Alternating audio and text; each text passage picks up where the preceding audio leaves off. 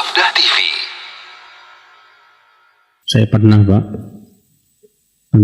pas kajian tentang wajibnya sabar menghadapi pemimpin zalim, setelah kajian tiba-tiba ada preman berdiri, Pak, rambutnya panjang.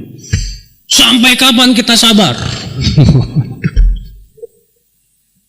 Kesabaran kan ada batasnya.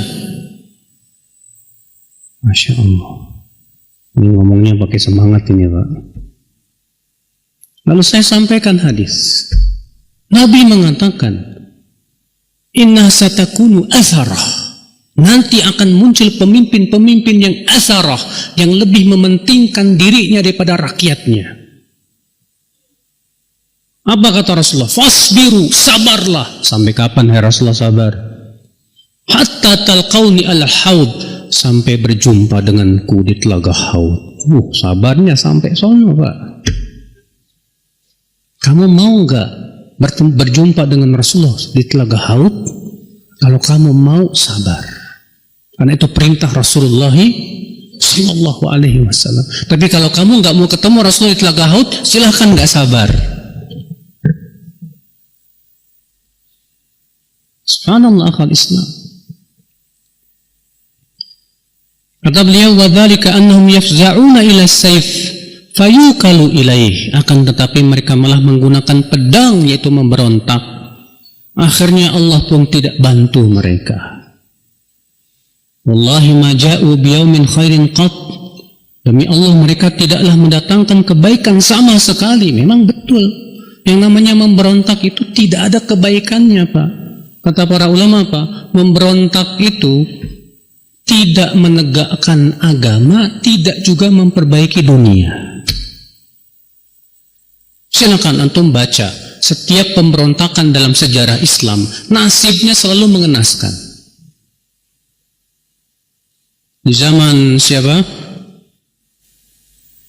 Abdul Malik bin Marwan. Ketika terjadi pemberontakan kaum di Irak gitu, Pak. Sampai kemudian Abdul Malik bin Marwan pun mengirimkan pasukan yang dipimpin oleh panglima perang yang sangat kejam yang bernama Hajjaj bin Yusuf. Dan terjadi perang dahsyat yang hampir kalah Hajjaj bin Yusuf dan pasukannya. Tapi Hajjaj bin Yusuf orangnya cerdas. Dia menggunakan taktik yang berakibat akhirnya hancur ya para pemberontak. Dan apa yang terjadi, Pak? Disebutkan 120.000 orang dibunuh oleh Hajjaj secara pelan-pelan. Dan banyak ulama yang dibunuh seperti Sa'id bin Jubair. Bahkan yang tidak memberontak, bahkan mengingkari pemberontakan pun tertuduh seperti Al-Hasan Basri. Al-Hasan Al-Basri jadi buronan gara-gara tuduhan beliau ikut-ikutan memberontak. Padahal beliau yang mengingkari. Beliau ingkari untuk jangan memberontak. Tapi ikut tertuduh.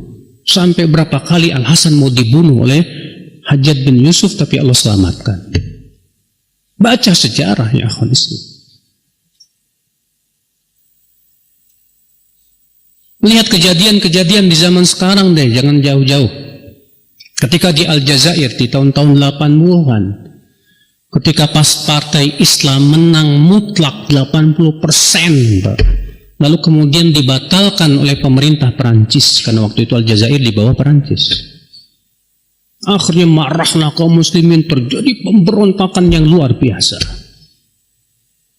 Teman-teman yang di Aljazair cerita, Pak. Antum baca kitab yang berjudul Madarikun Nadhar fi Siyasah yang ditulis oleh Syekh Abdul Malik Ramadhani. Beliau orang Aljazair yang memang merasakan betul saat terjadi pemberontakan itu. Itu dalam kitab tersebut beliau ceritakan itu, Pak. Kejadian-kejadiannya itu. Judulnya Madarikun Nadhar fi Siyasah yang kemudian diterjemahkan oleh Ustaz Abu Ihsan Al-Athari yang berjudul Pandangan Tajam Terhadap Politik. Gara-gara terjemahan ini beliau dapat penghargaan. Iya. Apa yang terjadi, Pak?